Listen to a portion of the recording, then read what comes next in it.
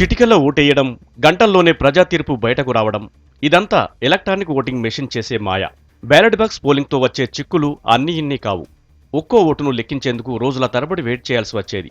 Recounting అడిగారంటే పరిస్థితి మొదటికొచ్చినట్టే. EVM వచ్చి ఈ సమస్యలన్నింటికీ గుడ్ బై చెప్పేసింది.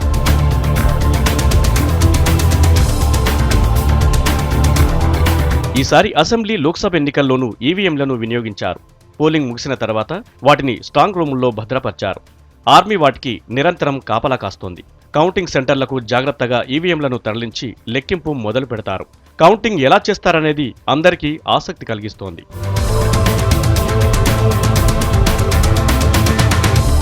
కౌంటింగ్ సెంటర్లో లోక్సభ, అసెంబ్లీ సెగ్మెంట్ల ఓట్లను వేర్వేరుగా లెక్కిస్తారు. అన్నింటికంటే ముందు పోస్టల్ బ్యాలెట్లను లెక్కిస్తారు.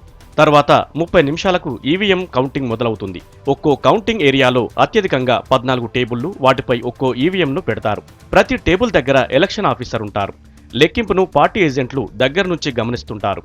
మెషిన్ను సరిగా సీల్ చేశారని భావిస్తే వెంటనే ఈవీఎంను ఆన్ చేస్తాడు అధికారి.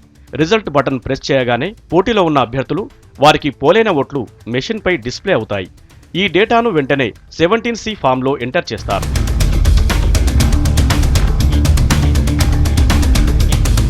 పార్టీల ఏజెంట్లు సైన్ చేసిన ఫామ్ 17C రిటర్నింగ్ అధికారికి చేరుతుంది. ఇలా 14 టేబుళ్ల నుంచి వచ్చిన ఫారాల్లోని ఓట్లు ఆర్ఓ లెక్కిస్తారు.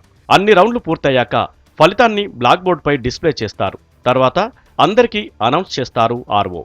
పోస్టల్ బ్యాలెట్ కౌంటింగ్ పూర్తయ్యాకే చివరి ఈవీఎంలోని ఓట్లు లెక్కిస్తారు. రౌండ్కు పోలింగ్ వివరాలను రాష్ట్ర చీఫ్ ఎలక్టోరల్ ఆఫీసర్కు తెలియజేస్తారు. చివరి ఫలితం వచ్చే వరకు ఈ ప్రక్రియ నిరంతరాయంగా కంటిన్యూ అవుతుంది. ఇండియాలో మొత్తం 989 కౌంటింగ్ సెంటర్లలో ఇప్పటికే ఏర్పాట్లు పూర్తి చేశారు.